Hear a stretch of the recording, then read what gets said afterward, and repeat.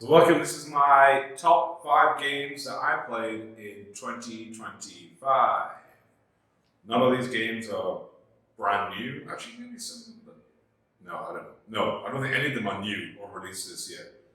But these are my top 5 games that I played in 2025. Days Gone. Amazing game. Took me a while to get into it. I remember the first few hours, I was like, I'm not really sold on this.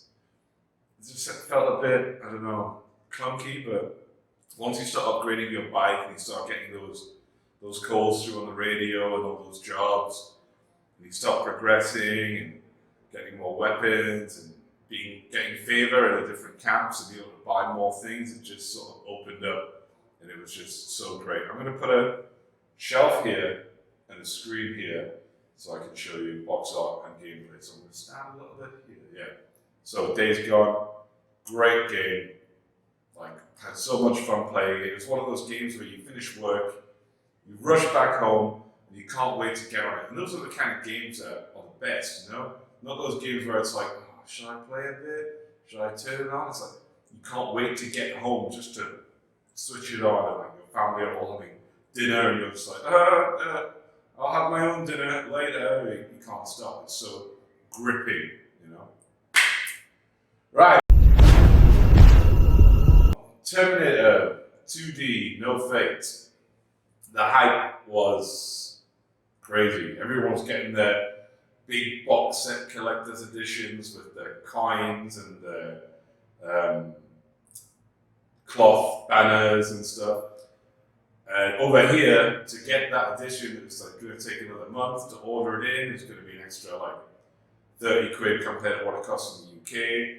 Or I could just wait, but the hype was real, the FOMO, I couldn't stand it. So I bought it on the Steam Deck, and it cost £9 on Steam Deck. And I finished it on Easy Money. What was the next one? Hasta La Vista, I think was the 3rd level. Easy Money, aren't we learning yet? I can't remember what.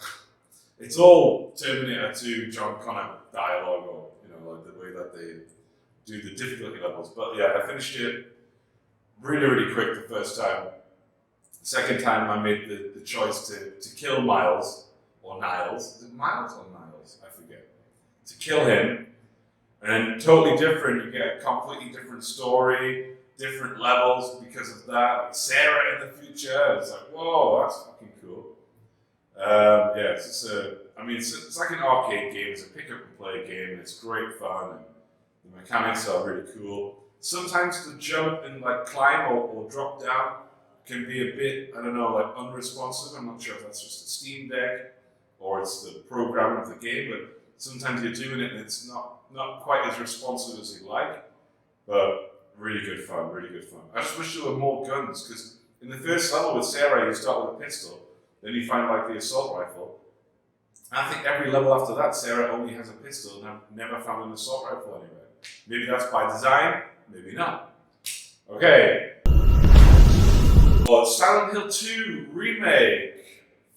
I never played Silent Hill 2 back in the day, so I can't really speak about if the remake is much better than the original or not. But it was a really good game, and it took me back, because Resident Evil is my favorite franchise. So anything sort of survival horror related, I love normally.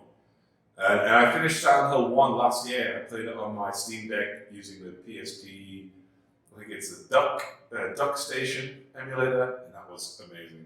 Played it with all like mods on and like high-end graphics and things.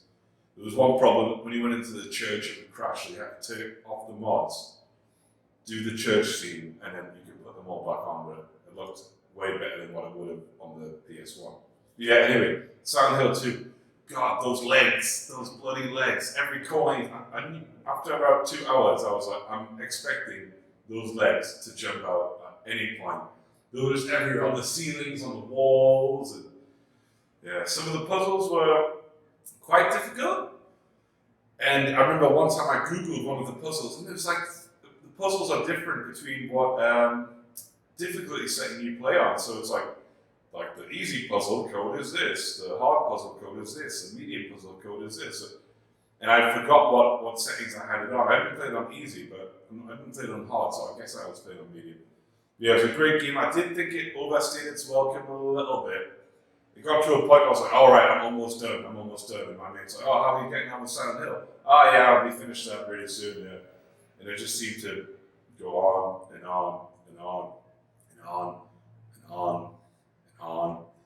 And that character, I forgot her name now. Oh, I wrote it in someone's, I commented on it in someone's video. The chick who's lost there, that you keep meeting, you keep bumping into, and she tries to kill you at one point. She is so annoying. The most annoying character in a game ever. Legend of Zelda, Twilight Princess. I played it again on my Steam Deck using the Wii U emulator. And it was the only 3D Zelda game that I've not played. I think I finished I never finished Majora's Mask because I just hated the mechanic, the time setting. I loved the game, but it was just so annoying. Anyway, Twilight Princess was the only one out of the rest that I never went back to or never tried. So playing that was like a breath of fresh air. It was like, and you can see all of the little ideas that they had in that game, in the sort of concept phase that they then introduced into Breath of the Wild and Tears of the Kingdom. So it felt quite like at home, like picking it up. I was like, oh, I know what I'm doing. I know I can do this. I know I can do that. Like the mechanics-wise and things you can do. It was a great game, really cool. Wasn't a fan of when you turn into the wolf so much. Like that was a bit, I don't know, gimmicky. I mean, it lent itself to the story, but yeah, really good game. Finished it, loved it. Lonely Mountain Downhill.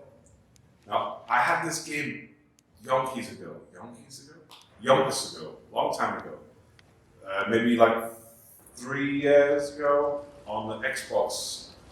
I bought an Xbox One, like a cheap second hand, and I paid for like 6 months of Xbox Live Ultimate or whatever you call it. And that was one of the first games that I downloaded, and I loved it. Then I just never turned on the Xbox at the time. So I ended up selling that Xbox, and then just recently, I'd say about 3 months ago, on my Steam Deck, I was like, oh, what was that amazing game on the Xbox that I had? Lonely Mountain. You can get it physical actually on the PS5. I checked. It's about £80, £90, maybe even more than that now. And it's a game that sort of lends itself to handheld. So if you've got a Switch or a Steam Deck, perfect for that. There's going to be some footage here on my imaginary TV in the shop. But it's basically a mountain biking game, which looks like a sort of 3D diorama, like someone has built.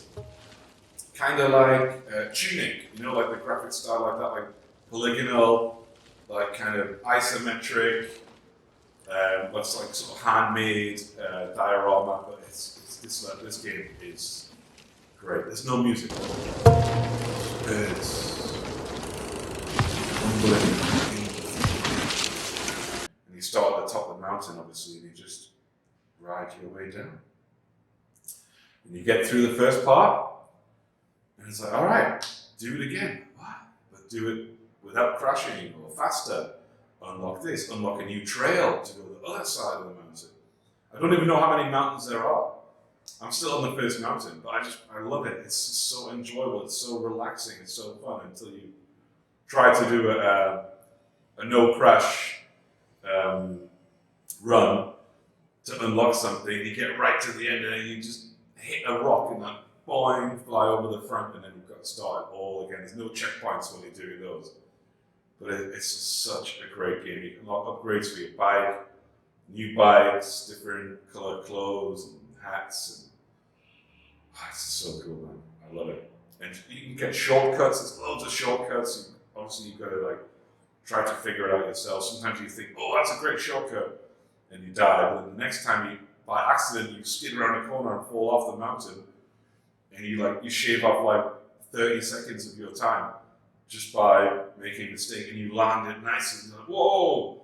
And then you can unlock extra things. It's just, honestly, I would definitely recommend Lonely Mountain to anyone who like things like Steep or SSX or any sort of exploration like skating or biking or snowboarding or any of those kind of games, like those adventure games. But this is just, oh, it's amazing. That is my number one of 2025.